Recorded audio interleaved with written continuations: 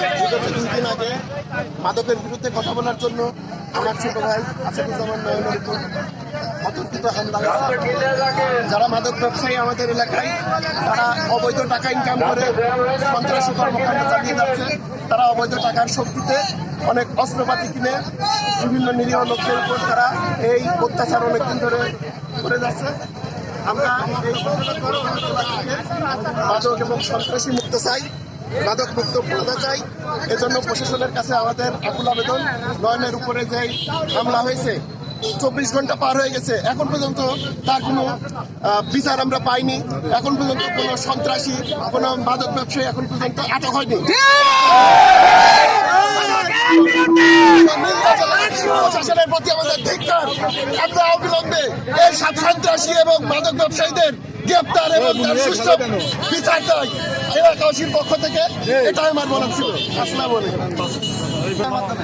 আমাদের জনগণের মাধ্যমে আজকের যে সমাবেশ, মাদক বিরোধী সমাবেশ, 2 দিন আগে এই মাদকের বিরুদ্ধে কথা বলার কারণে সন্ত্রাসী বাহিনী ঐক্যবদ্ধ হয়ে মাদকের সাথে তারা সংশ্লিষ্ট এবং এই মাদক ব্যবসায়ীরা এখানে প্রভাবশালী নেতাদের ছাত্র চায়, তারা এক ন্যায়তন্ত্র প্রতিষ্ঠা করতে চায়। কিন্তু পুরোদের মানুষ এই একটাই তন্ত্র মানবে না। মাদকের বিরুদ্ধে নয়ন যেভাবে সোচ্চার ভূমিকা রেখেছে, নয়নকে যেভাবে আঘাত করা হয়েছে, তারই প্রতিবাদের পক্ষে আমরা ছাত্র জনতা এলাকাবাসী ঐক্যবদ্ধ হয়ে আজকের এই মিছিলের ডাক দিয়েছি। আজকের এই প্রমাণ করে এই পুরোদা ইউনিয়নে, পুরোদার মাটিতে মাদক ব্যবসায়ীদের কোনো ঠাঁই না। আমি আরো বলতে চাই, মাদক ব্যবসায়ীদের যেসব নেতা কর্মীরা সেন্সার দিচ্ছেন তাদেরকে হুঁশিয়ার করে বলতে চাই, আপনারা সময় থাকতে সাবধান হন। আপনাদের পিঠে চামড়া এবং আমরা প্রশাসনের দৃষ্টি আকর্ষণ করে বলছি, আপনাদেরকে সম্মান রেখে বলছি। গতকালকে সার্কেল সাহেব ম্যাজিস্ট্রেট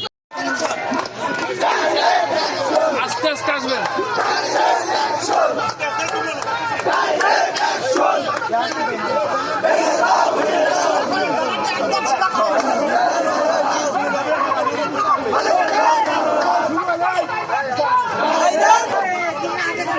Hey!